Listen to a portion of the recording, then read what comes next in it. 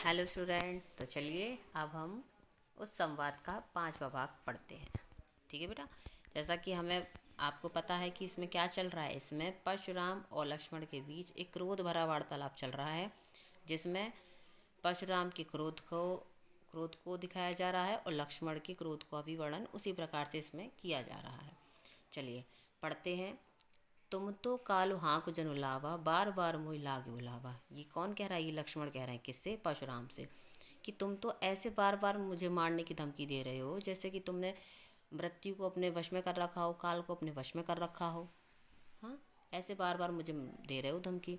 अच्छा, सुनत लखन के वचन कठोरा। ऐसे कठोर वचन सुनकर परशुराम ने, लखन के ऐसे कठोर वचन सुनकर परसु सुतारु धरे घर घोरा।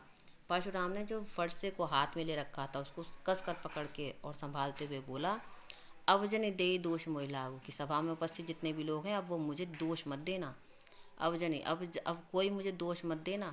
कटुवादी बालक बद जोगु। ये जो कटु वचन, कठोर वचन बोल रहा है बच्चा, बालक, ये वास्तव में मरने योग्य है। ये वध जोग यानी मरने योग्य है, वध के योग्य है। बाल बिलो की बहुत मैं बाचा। मैं इसे बार बार बालक समझकर बहुत बार छोड़ चुका हूँ। अब यह मरणहारा भाषाचा। अब ये वास्तव में, साचा यानी सच में, अब ये वास्तव में मरने योग्य है। ठीक है। ये कौन कह रहा है? विश्वामित्र कह रहे हैं। किससे? लक्ष्मण से। अच्छा, कौशिक कहा क्षमय अपराधु। कौशिक बेटा मैंने बताया आपको पहले ही, कौशिक विश्वामित्र के लिए यूज़ हुआ है यहाँ पे। तो विश्वामित्र कह रहे हैं कि क्षमा अपराधु, मतलब इसके अपराध को क्षमा कर दीजिए। परशुराम जी से कह रहे हैं। कौन? विश्वामित्र जी की, हे मुनि, आप इसके दोषों को क्षमा कर दीजिए। बाल दोष गुण गण ही न साधु। क्योंकि साधु लोग जो होते हैं वो कभी बच्चों के या अपने से छोटों के गुण व दोषों को गिना नहीं करते। खर कुठार में अकरुण को ही। इस पर क्या कहते हैं? परशुराम कहते हैं कि मेरा कुठार यानी मेरा फरसा जो है वो तेज धार वाला है, और मैं अकरुण को ही, मतलब मैं क्या हूँ? मैं करुणा से रहित हूँ, मतलब मेरे अंदर दया नहीं है। ठीक है। करुणा से रहित, अकरुण यानी करुणा से रहित। आगे अपराधी गुरुद्रोही। और मेरे आगे कौन खड़ा हुआ है? मेरे आगे मेरा गुरुद्रोही, मेरे गुरु का शत्रु खड़ा हुआ है। ठीक है। उत्तर दे छोड़ो बिन मारे। और जो बार बार मुझे उत्तर पे प्रति उत्तर दिए जा रहा है, फिर भी मैं उसे बिना मारे छोड़ रहा हूँ। क्यों? केवल कौशिक शील तुम्हारे। ये कह रहे हैं परशुराम विश्वामित्र से कि केवल आपके शील स्वभाव, आपके इस अच्छे स्वभाव के कारण ही मैं इसे बार बार छोड़ रहा हूँ, वरना मैं इसे कब का मार चुका होता। नाते यही काट कुठार कठोरे, उरने उरने होते श्रम थोड़े। वरना तो मैं इस कठोर कुठार से इसका वध कब का कर चुका होता है, इस कुठार से, इस फरसे से, और अपने गुरु के ऋण से ओऋण हो जाता। मतलब अपने गुरु के ऋण से, मतलब मेरे जो गुरु का जो ऋण है मेरे ऊपर, जो उन्होंने मुझे अपनी विद्या जो सिखाई है, उससे ओऋण हो जाता। मतलब मैं उनके उससे ऋण से मुक्त हो जाता। ओऋण माने होता है मुक्त होना। ठीक है। अच्छा, गाद सुनु क्या हृदय हसी मुनहि हरि हरे सूझ। गाति सुनु है गादी इनके उनका नाम था, विश्वामित्र के पिता का नाम था गादी पुत्र, यानी कि गादी के पुत्र जो है विश्वामित्र, इन ऐसे वचनों को सुनकर अपने हृदय ही में हंसते हुए बोले कि मुनि हरे हरे सूझ है। कि परशुराम को तो शायद सब हरा ही हरा दिख रहा है। हरा हरा दिख रहा है का मीन्स क्या हुआ? वे विश्वामित्र जी अपने मन में सोच रहे हैं कि परशुराम तो इस बालक को मारना सहज समझ रहे हैं। किसको? लक्ष्मण को मारना सहज समझ रहे हैं। ये वो उनसे कह नहीं रहे, बल्कि ये इस चीज़ को अपने मन में महसूस कर रहे हैं और अपने अंदर ही अंदर बात करते हुए कह रहे हैं कि परशुराम को तो ऐसा लगता है मानो इस बालक को मारना कितना सहज है। अयमय खाड़ न उख में अजहु न बूझ अबूझ। वे इसे खाड़ यानी अयमय मतलब गन्ने की खाड़ जो होती है वो खाड़ मीठी होती है। तो ये इसे यानी कि लक्ष्मण को गन्ने की खाड़ समझ रखे हैं, मतलब मीठी खाड़ समझ रहे हैं जिसे आराम से हम तोड़ के खा लें। नहीं, ये खाड़ कैसी है? उखमें अजऊ न बूझ अबूझ। यह खाड़ तो लोहे की बनी हुई है। इस खाड़ को चबाना इतना आसान नहीं है। मीन्स लक्ष्मण को मारना इतना आसान नहीं है जितना परशुराम समझ रहे हैं। समझे बेटा? ये है इसकी एक्सप्लेन। ठीक है। इसमें ये बताया गया है कि किस प्रकार जो है परशुराम जो है कौशिक यानी विश्वामित्र के कहने पर बार बार उसको छोड़ रहे हैं। बल्कि वो कब, अगर ऐसा वो विश्वामित्र का स्वभाव ऐसा नहीं होता तो कब तक उसका मार चुके होते। चलिए बेटा, नेक्स्ट आता है इसका छठा। छठे में क्या बताया गया है? छठे में कहा गया है, कहेऊ लखन मुनि शील तुम्हारा, को नहीं जाने विदित संसार। लक्ष्मण जी कहते हैं, लक्ष्मण जी क्या कहते हैं कि मैं जानता हूँ कि आप कितने शीलवान हैं, आपकी शीलता को कौन नहीं जानता, संसार में सब जानते हैं आपकी शीलता को। ये कौन कह रहा है? लक्ष्मण जी कह रहे हैं। किससे? परशुराम से, कि मुझे मालूम है आप कितने शील हैं, आपका स्वभाव कितना शील है। ठीक है, आपके संसार में सब जानते हैं आपके आप कितने शील स्वभाव के हो। माता पिता ही उड़नी बहिनी के, अब आप माता पिता के ऋण से तो मुक्त हो चुके हैं।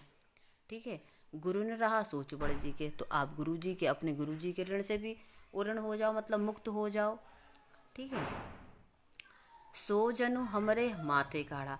वे कह रहे हैं लक्ष्मण जी कि ये जो है माता पिता के ऋण से तो ऋण हो चुके हैं, लेकिन ये जो परशुराम जी हैं ये अपने गुरु के ऋण से भी ऋण होना चाहते हैं, और ये इसका जो पूरा ऋण होना, मुक्त होने की जो सोच है वो मेरे माथे गढ़ना चाहते हैं, मतलब मेरे वध से उस ऋण को उतारना चाहते हैं। ठीक है, अच्छा, दिन चली गए ब्याज बढ़ ब्याज। फिर वो कहते हैं बात भी सही है परशुराम की, भाई इतने दिन बीत गए तो ब्याज चल रही होगी। ऋण का मतलब होता है उधार, उधार पे क्या चढ़ती है? ब्याज चढ़ती है। तो वो इसे एक कमेंट के उस पे कह रहे हैं कि भाई सही बात है, आप अपना ऋण चुकाओ, मुझे मारकर अपने गुरु के ऋण से मुक्त हो जाओ, क्योंकि भाई इतने दिनों से तुमने ऋण ले रखा है गुरु से, तो उसका ब्याज चल रहा होगा। ठीक है, अच्छा आगे है, अब अनई व्यवहारी बोले, अब ऐसा करो कि आप उसे बुला लो। किसको? जो ब्याज का हिसाब किताब रखता है, आप अब उसको बुला लो और उससे गिनवाओ कि ब्याज कितना चढ़ गया है।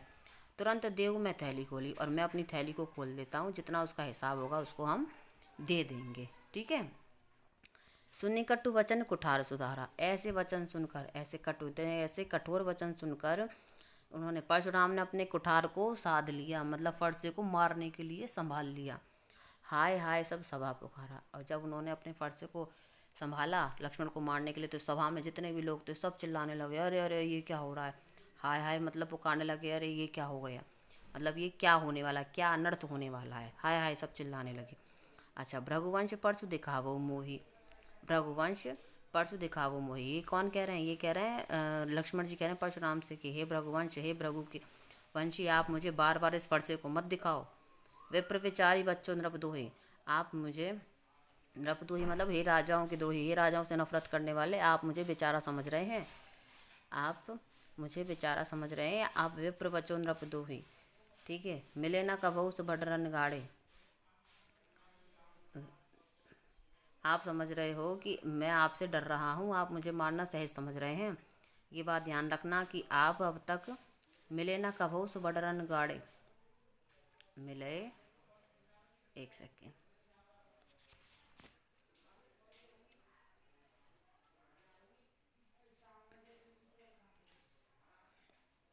हाँ, मैं तो तुम्हें बार बार मैं तुम्हें ब्राह्मण समझकर बचा रहा हूँ। आप समझ रहे हो कि आप मुझे छोड़ रहे हो, लेकिन हे भृगुवंश, हे भृगुवंशी, मैं तुम्हें ब्राह्मण समझ के बार बार मैं तुम्हें छोड़ रहा हूँ। मिले ना कबो सुभद्रन गाड़े। ठीक है, आप तुमने जो है युद्ध में कभी पराक्रम, मुझे ऐसा लगता है कि तुमने कभी कभी पराक्रमी व्यक्तियों से लड़ाई नहीं की है, कभी आपने रण में कोई पराक्रमी व्यक्ति नहीं देखा है। ये लिखा हुआ ना, मिले ना कबहू सुभद्रन गाड़े, मुझे ऐसा लगता है कि आप कभी रणभूमि में किसी प्रतापी व्यक्ति से नहीं मिले हो।